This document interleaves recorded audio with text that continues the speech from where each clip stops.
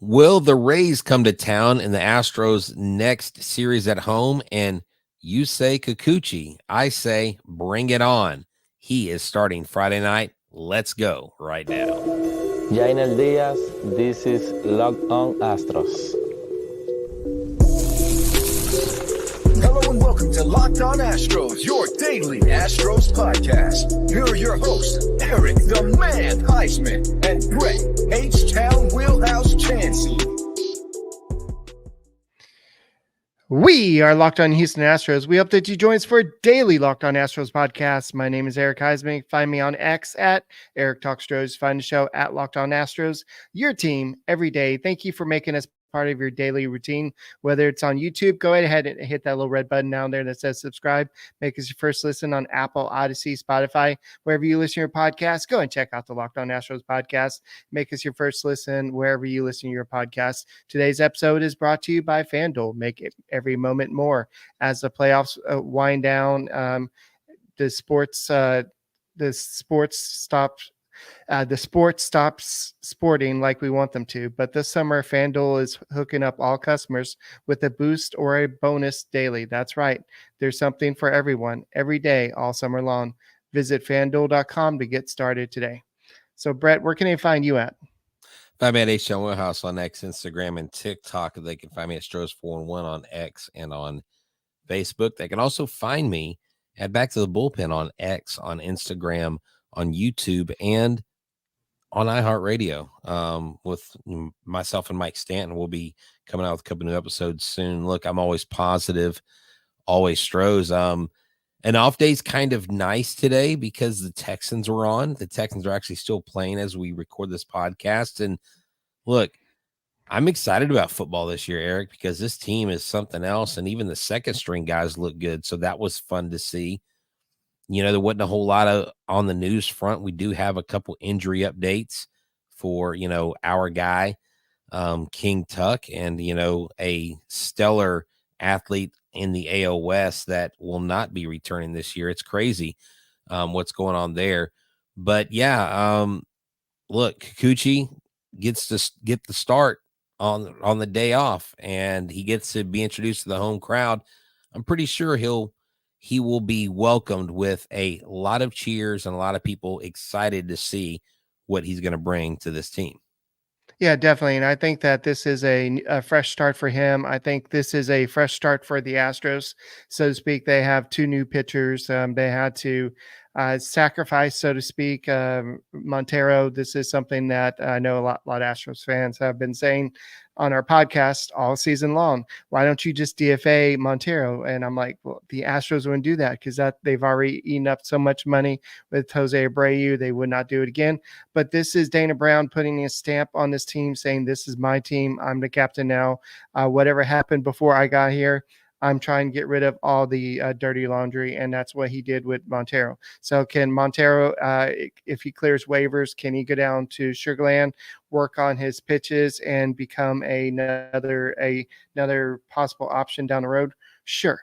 But that's up to him and up to the pitching coaches down in AAA. But I think what the Astros are doing now is putting all their best options at the big league level because they have a tough stretch coming up. We'll talk about how tough that is coming up. But right now, let's go ahead and focus about the Astros versus Rays because this is something that I know that we've been kind of circling because we play the Rays like not back-to-back, but almost back-to-back. And so you're going to have a lot of Rays. And the Rays are not the same team. They've traded a lot of their players away. Isak Paredes is no longer there.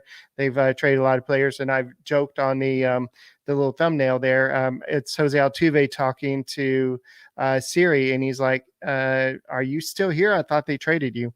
And so it's just kind of a situation where most of the team is gone. But what the Rays are doing is they're getting prospects because they have the number one farm system out there, but also they're getting some assets that they can use at the big league level. So we're going to see Morel probably at second base, and so I think this is good. He hit a home run his first at bat with them. We talked about that last night.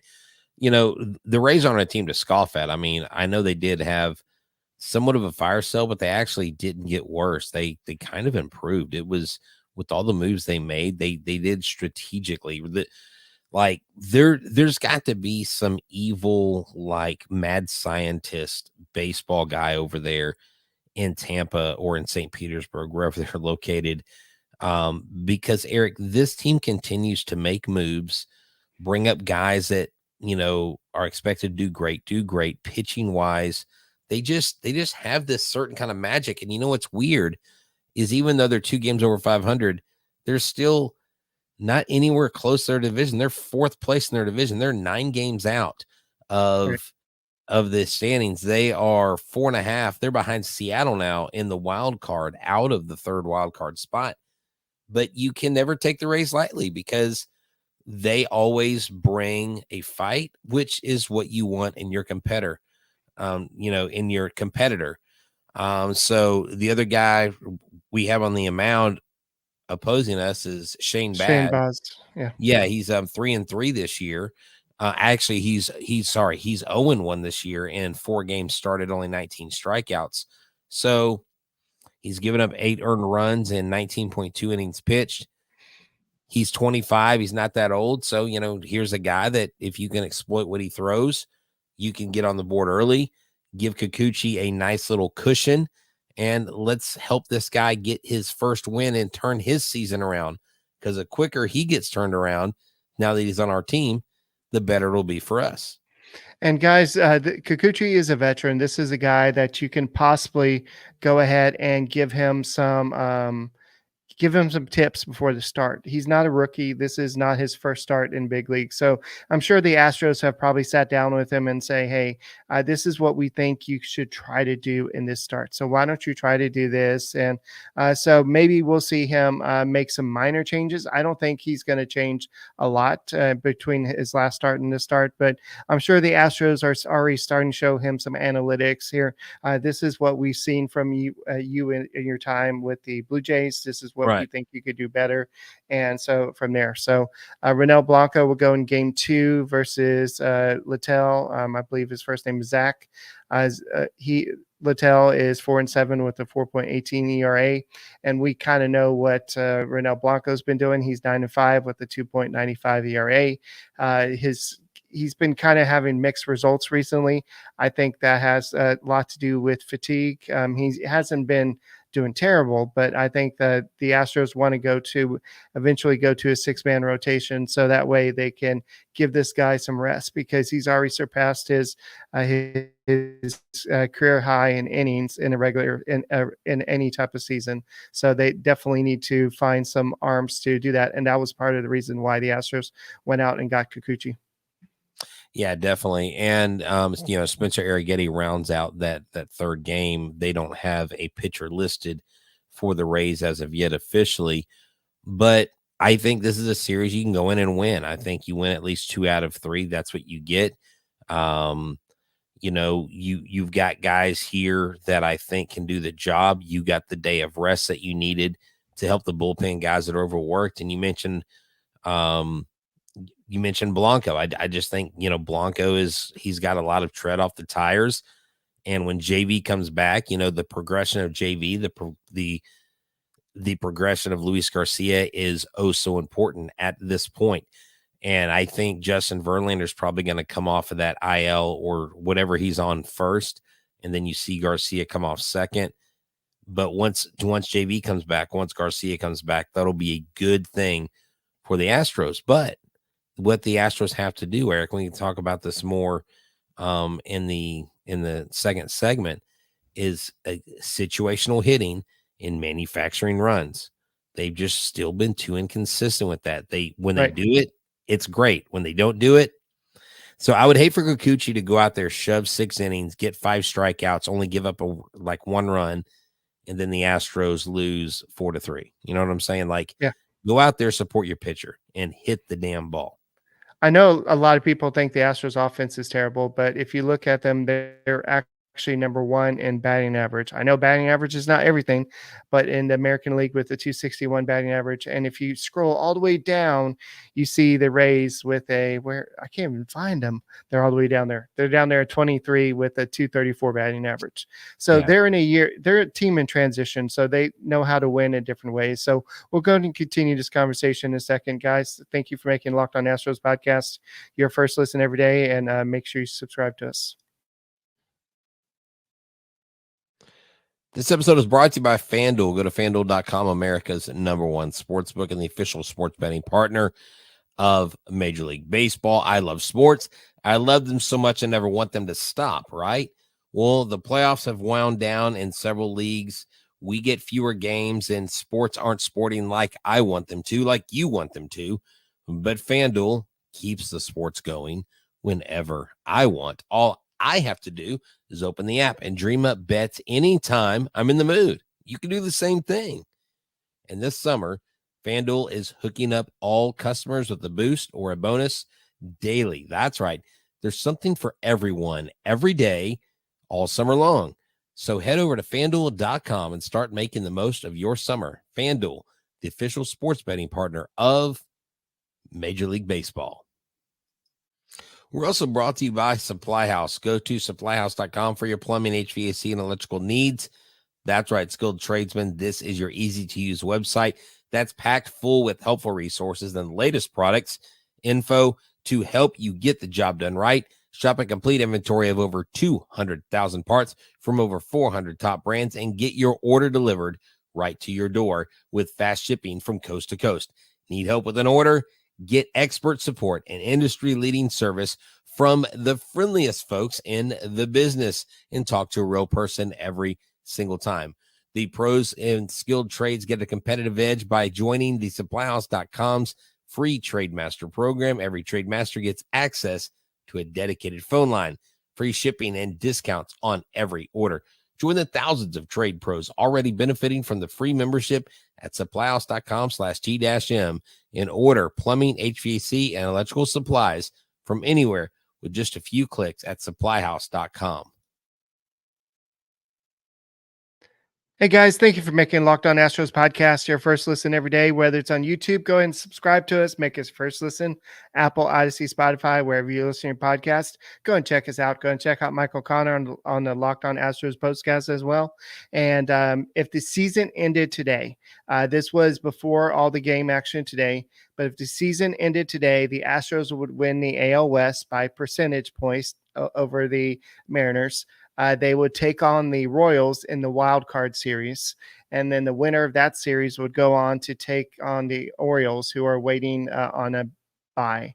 Or I don't know if it's a bye, but they're not playing in the wild card series. Right. So all the playoff series, the times, not necessarily times, but all the dates were announced today. So the wild card series begin October 1st through the 3rd.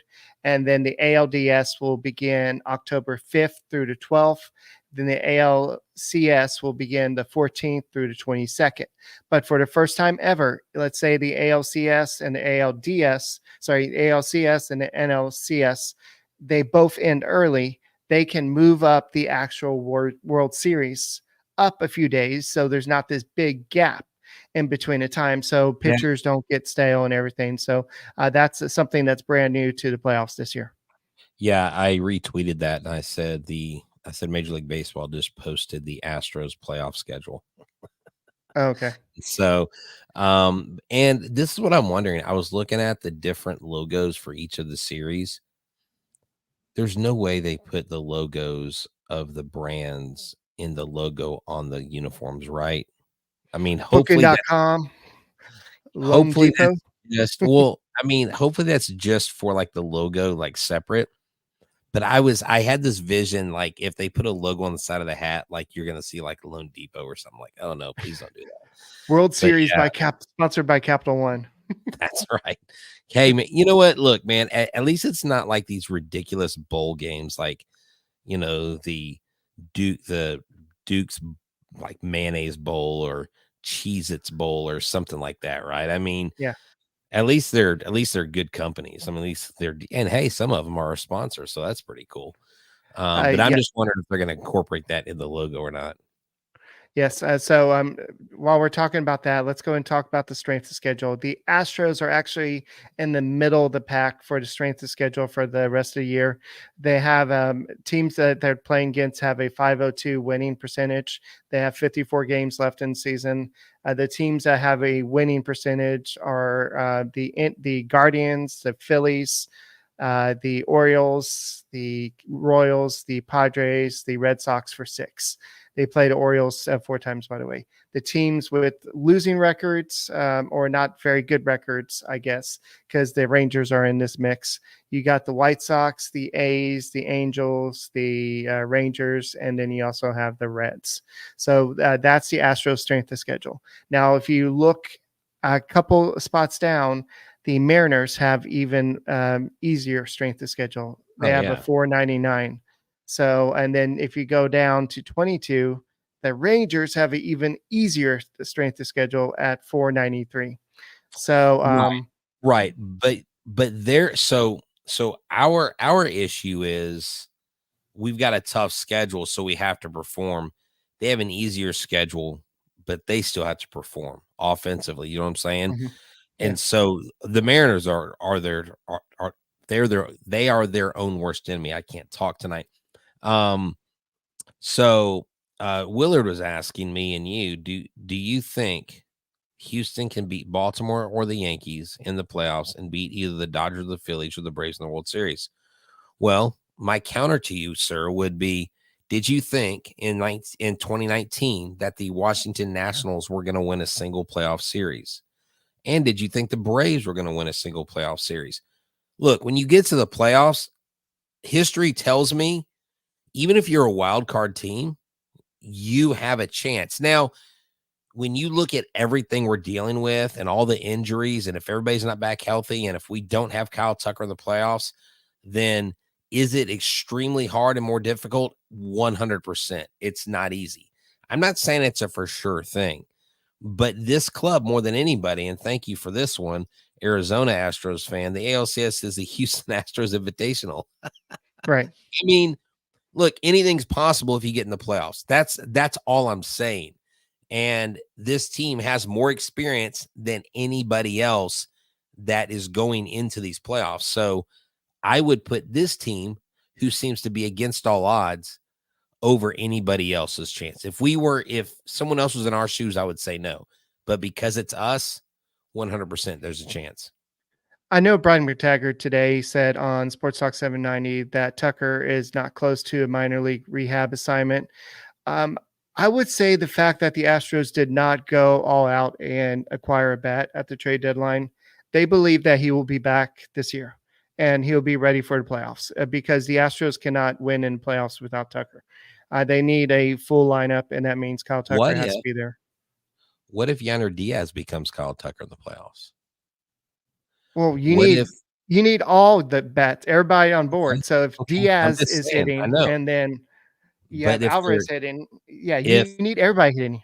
I know you do, but I'm just saying, trust me, I want Tucker in there, and I agree with you. But if there's any team that's going to do it, it can be this team. But Eric, I'll be real honest with you. I don't think he's coming back. I don't think he's coming back unless he comes back for the postseason. I mean, look, I just this bone bruise, because I was actually reading up on it. 3 months to a year sometimes. Some people feel the effects of a bone bruise like this up to 12 months. And the way that he is still hobbling, people reporting that he's not even walking normally, he's walking with a limp. You're going to need at least 2 weeks or 3 weeks on a rehab assignment, playing several games, getting your feet under you. I mean, I've gone from mid-August to late September to I'm at the point where I've just resigned the fact that Kyle Tucker may not be back.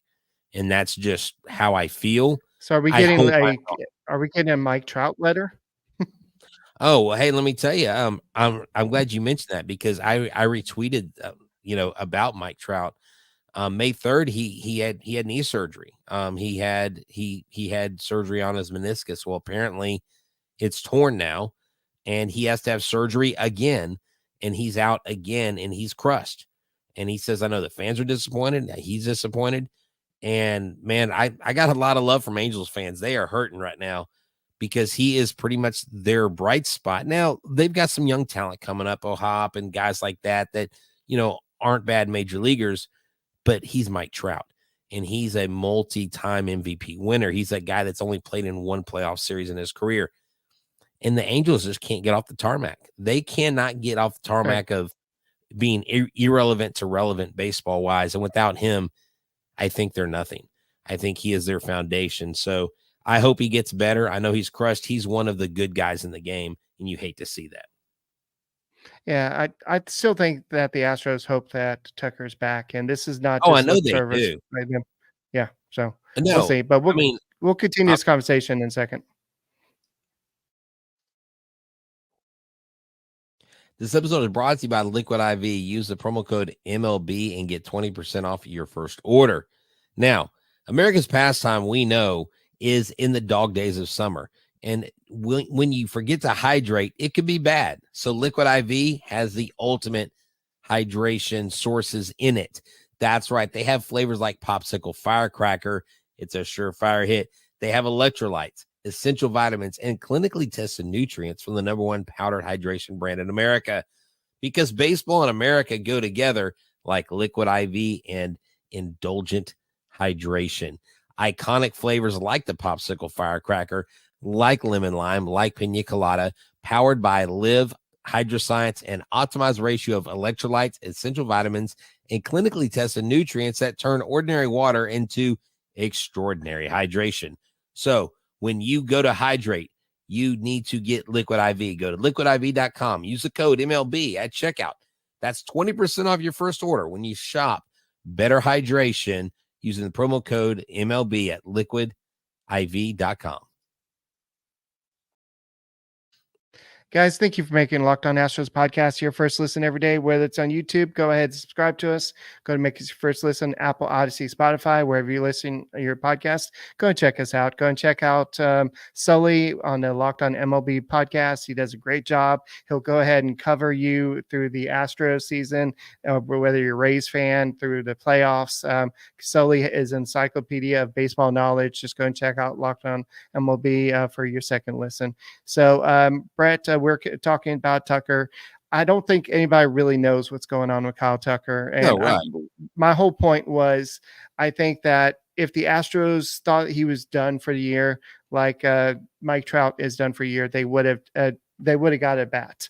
But now the question is, who steps up? And I know you said Diaz, but we need somebody beyond Diaz. Diaz has been doing it. We need somebody else to step up. Chas McCormick has not been doing it. Jake Myers has been playing okay, but he's kind of taken a little bit dip recently. We need somebody to come out of woodwork, like a little, maybe Pedro Leon. Somebody to come out of nowhere and just light the world on fire. And that's what Pedro Leon can do. Possibly. He's going to strike out a lot, but he has to play in order for that to happen. Yeah, exactly. I mean, of course it's going to take more than Diaz. I'm just saying he's been their best offensive player lately. Jeremy Pena has been an absolute ghost of himself and started chasing sliders again. That would help if he started getting on the schneid. It would help if Bregman was more consistent at the plate. Myers, it would help. It would help if Mauricio Dubon could get more at bats. I just don't know how you make that happen.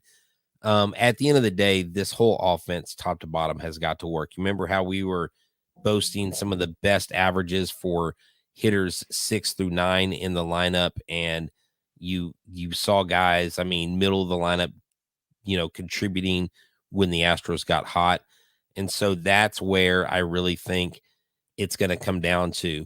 Chaz has got to figure it out. I heard Chaz talk on the broadcast, he's like, I've got to quit pressing. Basically, he said he knew he was swinging out of the zone and all that stuff. Well, dude, you got to snap out of it because we don't have a whole lot of other options, and you need to be thankful that you're here and not gone.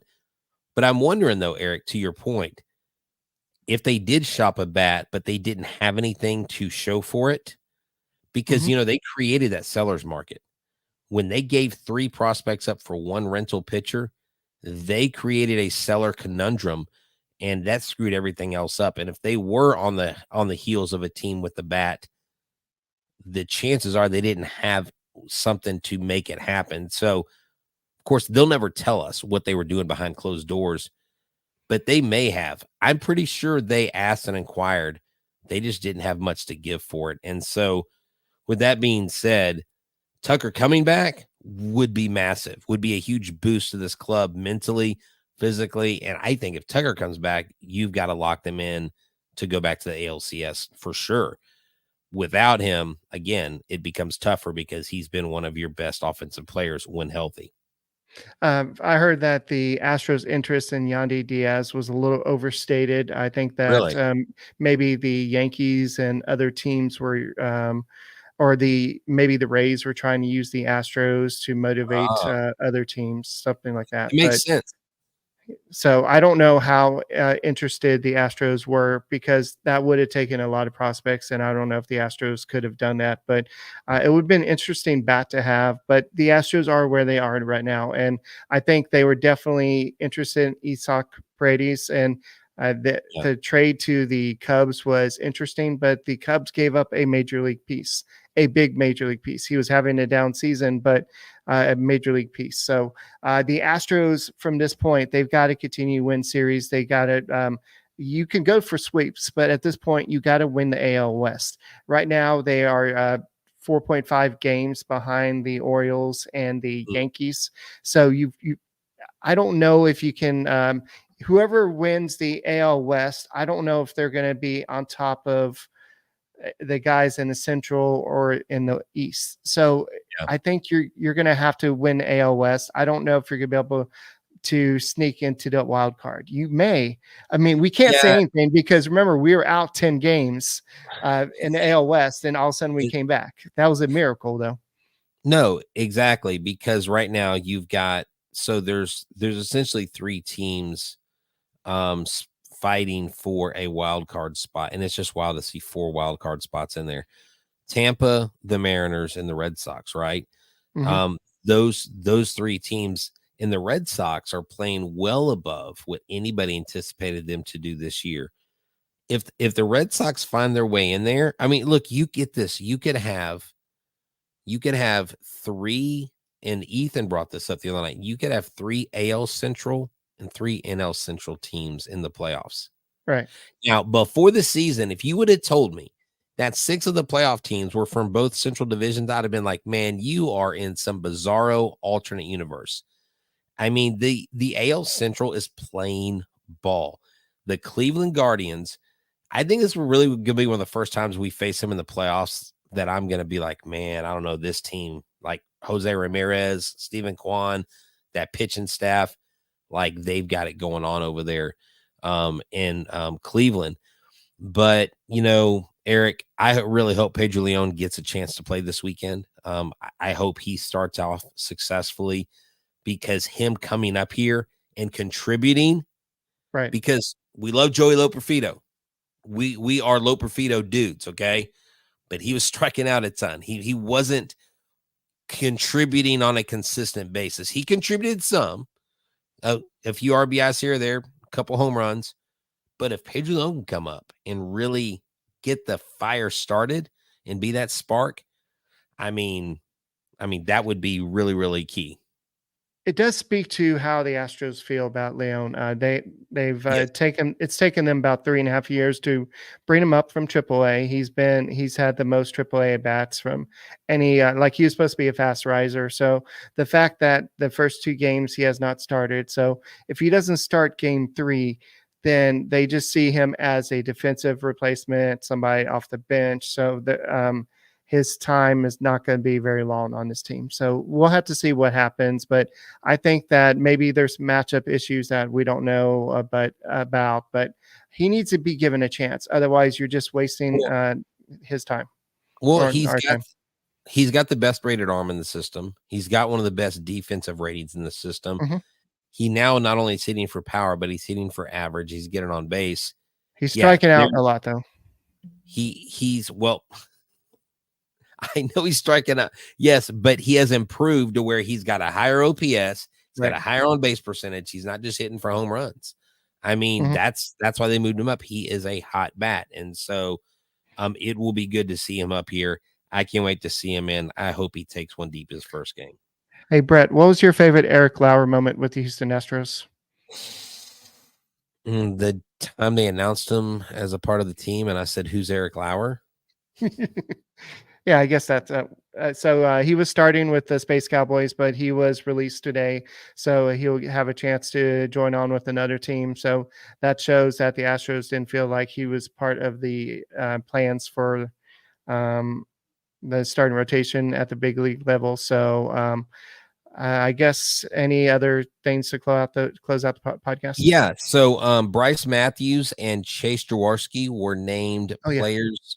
Were named the minor league players of the month. Chase Jaworski's shortstop for Fayetteville Woodpeckers, and then Bryce Matthews for the Hooks, and then pitcher of the month in the upper level was Ryan Gusto, who I'm excited to hear more about and learn more about, and Anderson Brito, lower level pitcher of the week. So there you go. Got some Astros prospects moving up in the system. Look, man, check out like Astros Future. Check out those guys, and they've got all those features weekly, daily. Just fun stuff to cover. Guys, thank you for making Locked On Astros podcast your first listen every day. We appreciate everybody. I appreciate everybody reaching out to me. I am walking around a little bit, so thank you to everybody that's been wishing me well wishes. So thank you for making us your first listen every day. Go ahead and check out Michael Connor on the Locked On Astros postcast as well. We'll be back Sunday. If there's any great games this weekend, we might pop in and do a surprise show. We'll see. But thank you for making Locked On Astros podcast your first listen, and we'll see you later. Go Stros. Go Stros. Oh, by the way, Dubon has 2 arms. Okay.